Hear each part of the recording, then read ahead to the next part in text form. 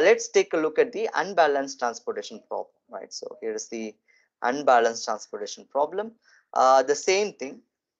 If you see, I've changed the supplies and the demands. All right. So the supply add up to 1,000, whereas the demand adds up to only 900. So which means that we are shortage of column wise, right? So this is the column. So column addition, this is called column sum. Column sum is 900, whereas the row sum, summing in the row wise, is just 1,000. So which means that we don't have to do anything with the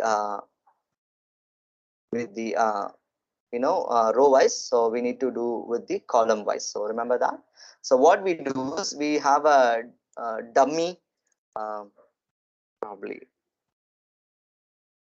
Right. So this is a dummy column where the transportation costs are 0. So which means there's no point in allocating to that, but it's just to satisfy the logic, right? So the difference between the supply and the demand is, I think it's 1,000 minus 900 is 100. So that particular thing you have to put it here. So that's what basically the unbalanced transportation problem. So this is a typical example of an unbalanced transportation problem, in which the column sum is less than the row sum, or which is the demand is less than supply. So demand is not equal to supply. It's an unbalanced transportation problem, and the condition is that the sum of demand is lesser than sum of supply. So you have to increase a particular column, which is SM. I think it's SM5, or you can even call that to be a dummy. So that does not make much significant, right?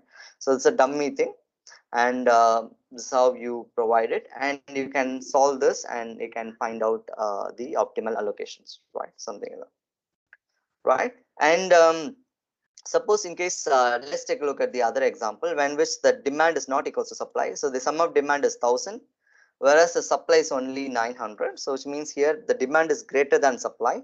So the row sum is equals to 900, which is less than column sum. So we need to add a row, right? And then column sum,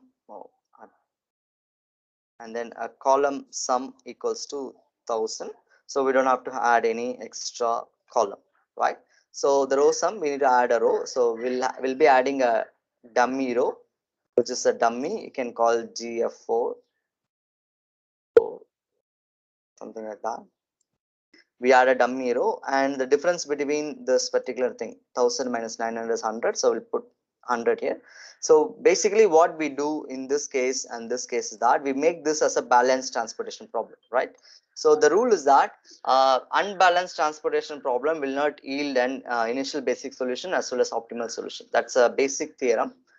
For an unbalanced transportation problem does not yield initial basic feasible solution or optimal solution. Only the balanced transportation problem yields initial basic feasible solution as well as the optimal solution. So that's why we making that entire stuff to be balanced. That's why we add this extra dummy column here, and we make it 909, I mean 1,000 and 1,000.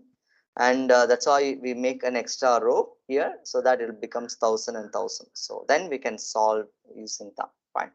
So the actual implication of this you learn only when you solve this particular problem, right?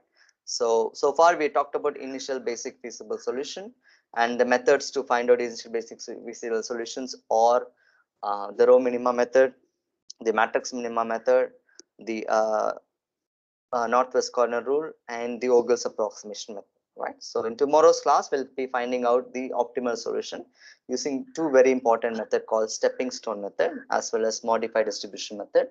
It is also known as UV method, right? So this is the end of the lecture today.